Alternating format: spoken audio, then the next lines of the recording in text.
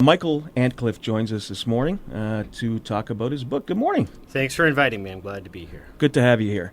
Maybe we can tell a little bit a story about your background and why and what brought you to the position where you have written a book about what you're dealing with. Well, you know what? It's almost at times I don't even really feel like I wrote it, that my publisher did, but it's all my words inside. But until she did all the work to put it together, I got to thank Stacey Voss for everything she's done to make this possible. I actually brought one for you today. Oh, thank you. You were one of the first personalities on the radio in town to make mention of me and show me some support. So, well, I mean, it's your campaign. It did get attention. I mean, not everybody who has been diagnosed with cancer, as you have, has gone very publicly with their decision to make this, an open discussion.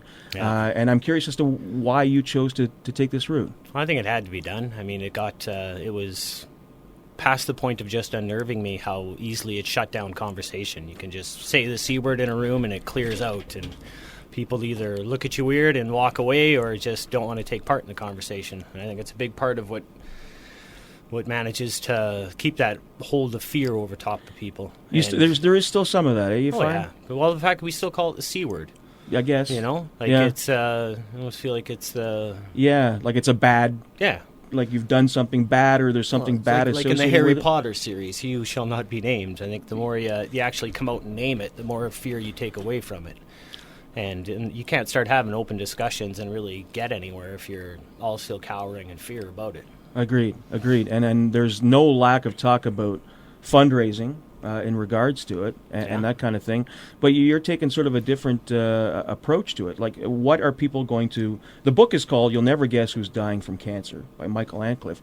What are you hoping people get out of reading this story? Peace of mind, actually. I mean, if that's the one thing I think I've provided people with, it's a forum to come out and share what's going on in their lives, how cancer has affected their lives. I mean, I didn't realize it up until, I don't know, I guess about 6 months into the fundraising effort, but I'm not even going to be the first person who cancer takes out of my friends list on Facebook. There's already been a few who have fallen, and wow.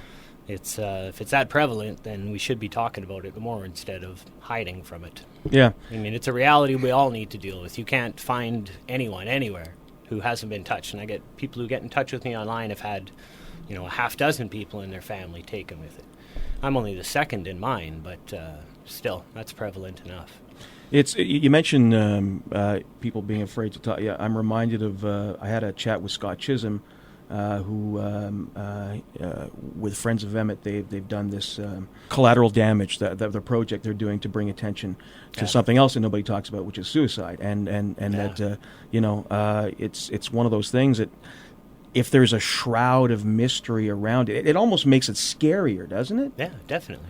Well, and I think it's a lot like cancer. It's suicide's devastating enough on an individual level, but when you magnify that to how it affects the family around them, especially if there was no talking about it, if they never saw it coming. Yeah. Like cancer, obviously you're going to see it coming, but the ripple effect through your family and loved ones of that damage created is just astronomical. And it gets worse and worse if you refuse to speak of it. Yeah.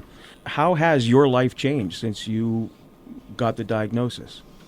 Well, for the first bit, it didn't change much. I still managed the first couple little surgeries. The first, 8 months or 9 months I was on the first chemotherapy, I still managed to go to work and try to live a normal life. Right. It was obviously much different. That was the toughest chemotherapy I've been on, was the first one they put me on.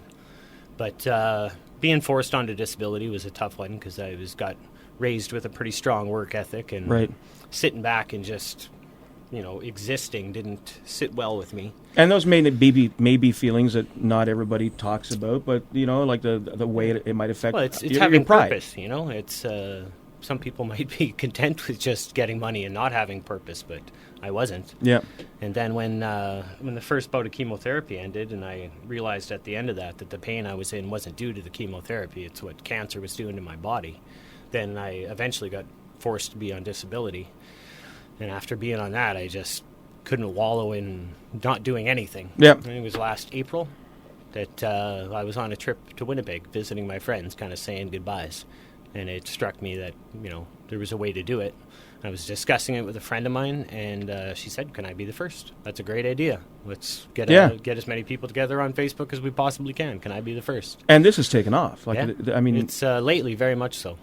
I mean, it's had its ups and downs over the past year, right. But now since the book's been created and the kind of buzz that Stacey and others have created about it, and people like yourself, that it is starting to really gain some momentum again. So let's talk about the event itself. Tomorrow at the Chapters, you are going to have the official launch of the book to the public. What are the times? And starts at 11, ends at 4, I believe. Okay. And so anyone who hasn't managed to purchase a copy online that still wants to get one, hopefully we have enough to make it through the day. I'm not 100% certain about that, but I guess it's a good thing if it does manage to sell out of the first run. But it'll be 11 to 4 at Chapters. They've been very supportive. They're going to have it on the shelf afterwards. Nice. Yeah. And how are you feeling? Right now, I've been better. Been worse, though. So it's, right now I was on a clinical med. Not brand new. Others, about 900 other people, I think, were in a study for it. But that's started to become ineffective. So I'm going to be starting another one at the end of this month. It has about a 50-50 chance of working.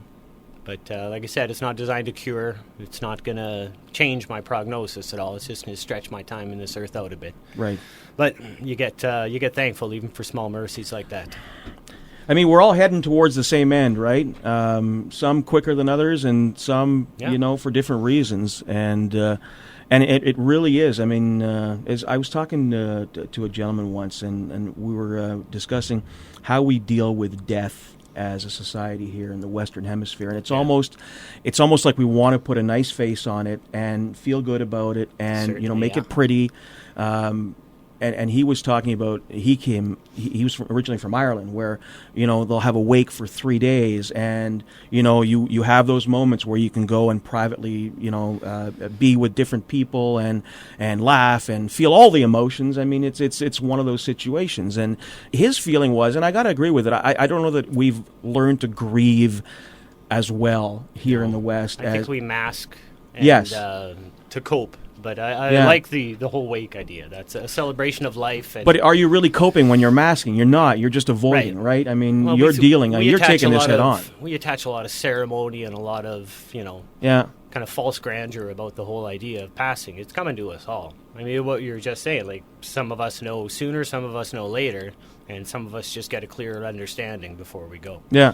And I don't really consider myself in that much of a different position than, anyone else, because it's... the truth of life is that it comes to an end, for everybody. And I'm reminded of Steve Jobs and, his whole thing about how, it's finite. So, and I think the quicker you realize that, I don't know, it's